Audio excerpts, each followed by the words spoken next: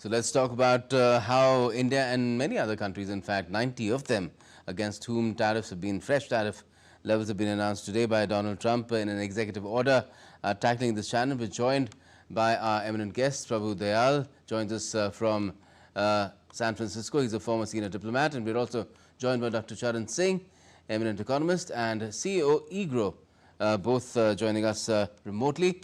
Good evening to you. First to you, Ambassador Dayal, what do you make of India's response to Donald Trump's reciprocal tariffs?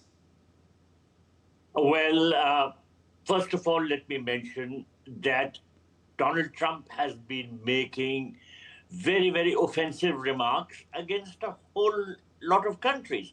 But people have learned to live with that because of the fact that bilateral relations outlive presidents who are in authority at any particular time. So, India US relations will also outlive any sort of remarks by President Trump. He has said that India's tariffs have been obnoxious, and he has referred to the Indian economy as a dead economy. Now, these are things which he has perhaps said on the spur of the moment, and the government of India has said the right thing by pointing out that India's ties with the United States are time tested and will continue to grow from strength to strength. You know, the US has a strong interest in the Indian market. Firstly, in the defense sector, because of the fact that India is the world's largest importer of defense equipment and the United States is the world's largest exporter. They want to export more and more defense equipment to us. We, of course, want to buy American equipment, but we also want them to do what is called transfer of technology because our focus is on make in India. We want weapons ultimately which are imported to be manufactured here. And the American defense industry is resisting. Then, of course, there is this issue of the agricultural and dairy sectors. Trump wants India to open them, and he's been exerting the maximum amount of pressure. He's been saying a lot of strong things because he wants India to wilt under pressure. But India has made it very clear that we have to protect our interests, and our interests include, of course, the interests of the Indian farming sector.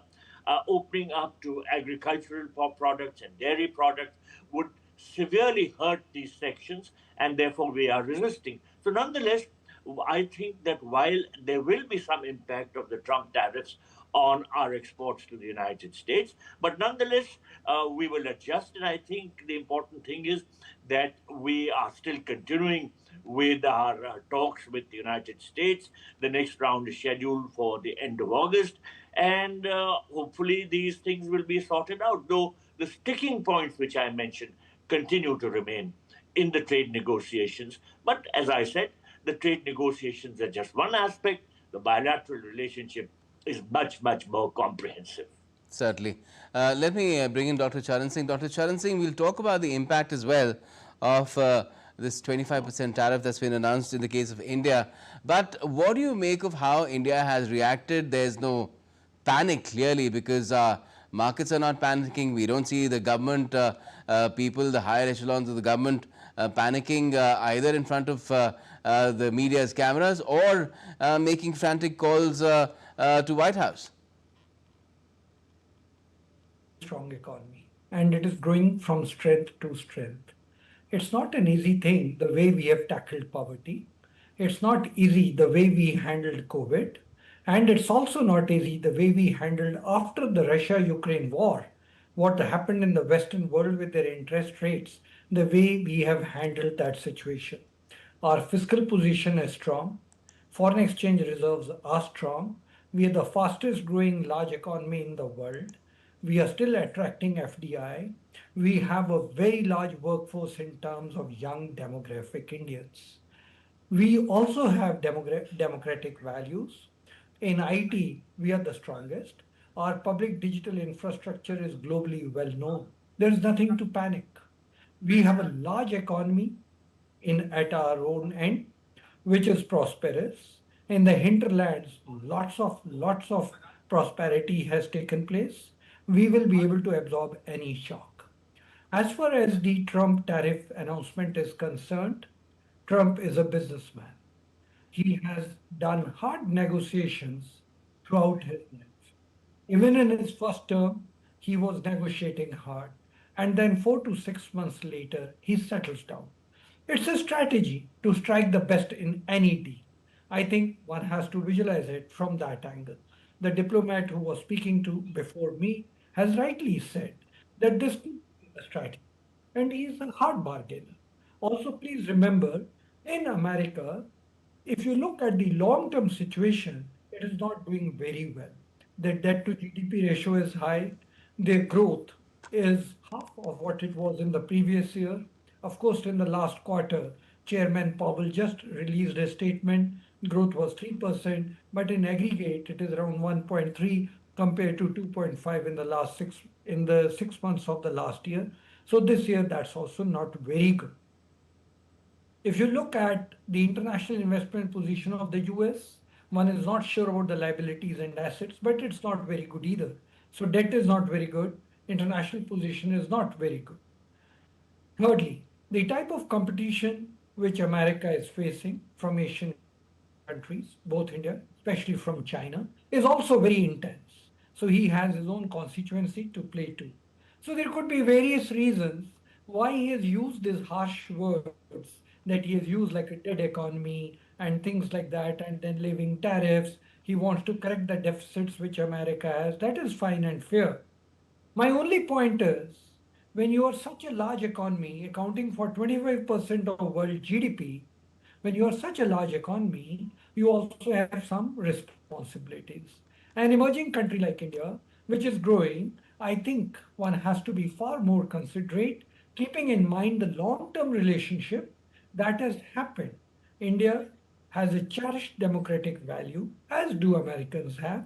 Many Indians educated in Indian universities are doing exceedingly well in America and adding to the prosperity and well being of America. I think that one has to always, the diaspora in America is doing extremely well and contributing to the economic growth of the Yes, US certainly. and Certainly. US. So keeping Let's these not things talk in about mind, the overall steps that Donald Trump has taken.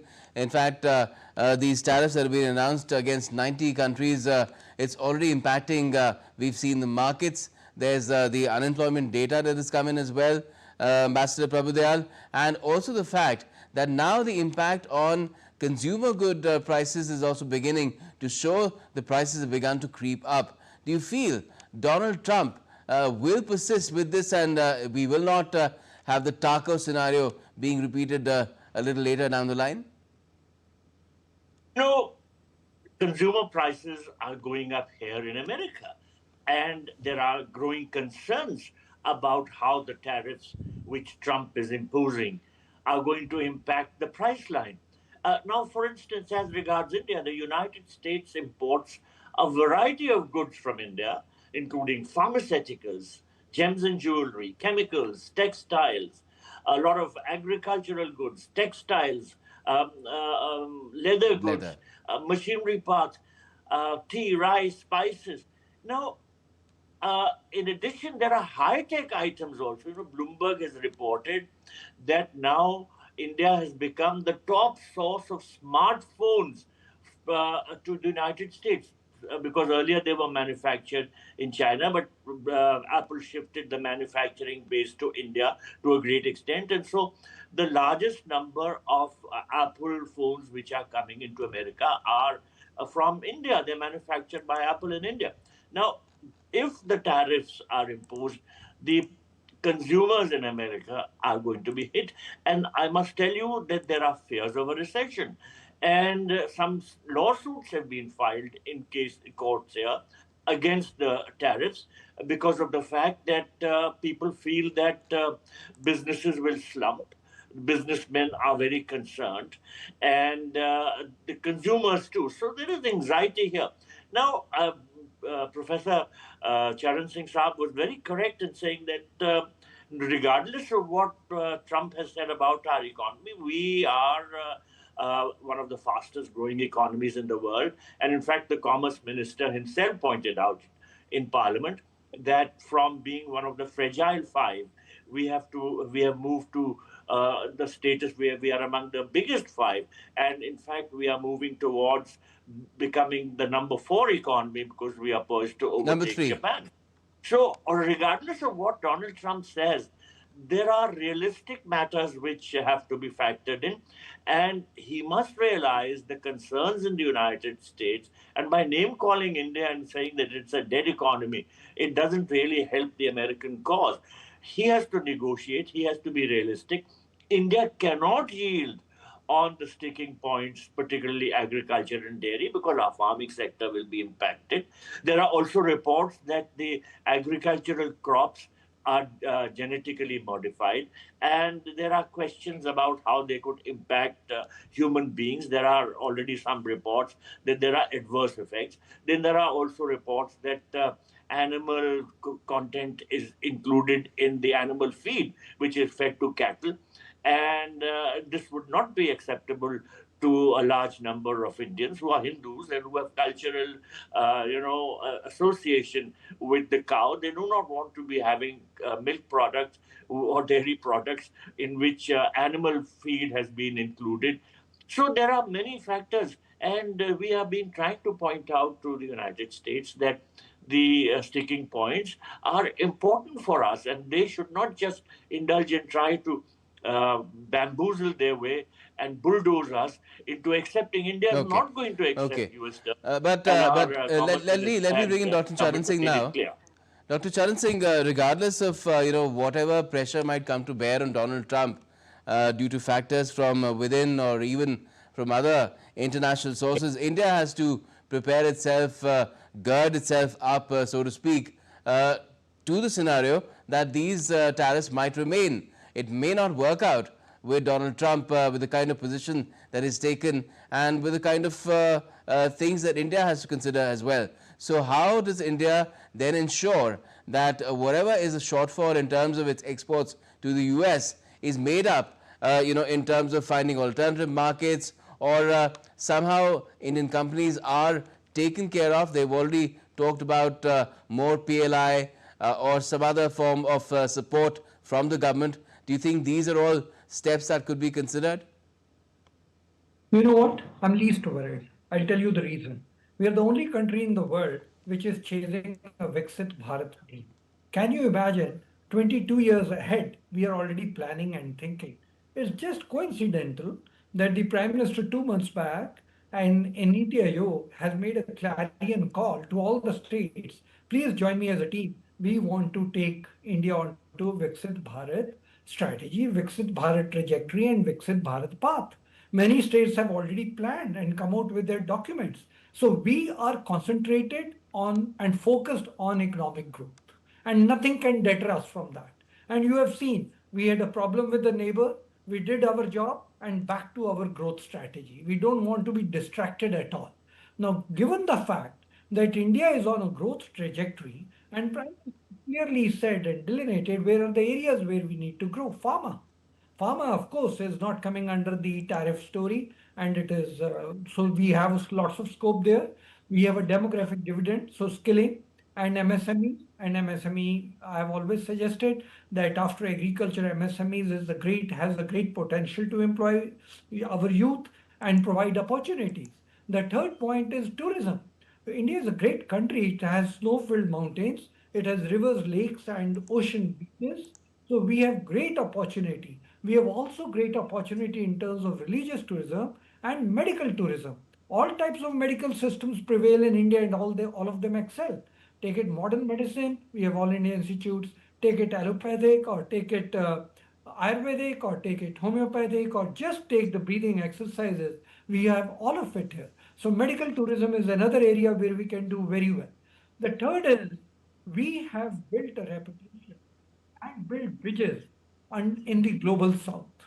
So in case we have problems in one side of the market, we can easily diversify it into global south because they are our friends and we have worked with them and there's a team spirit. Also, the Prime Minister also makes it a point. And after Operation Sindoor, we have gone and spoken to 32 countries. Of course, that was a security issue. We can now enrich and strengthen the same relationship into trade. Now, Okay. this is not only with India. It's happening across the spectrum. So Yes. there are many countries who are going to be friendly with us, understand our situation, and not only our situation is a pity, but are willing to cooperate and coordinate with us. So I think there's nothing to worry at all. Let's see if Donald Trump gets that message. Thank you so much for joining us, Dr. Charan Singh, as well as Ambassador Prabhudyal, to talk about what's been happening on the global trade front, where, of course, India is also been embroiled in this tariff barrage that Donald Trump has launched. Thank you for joining us.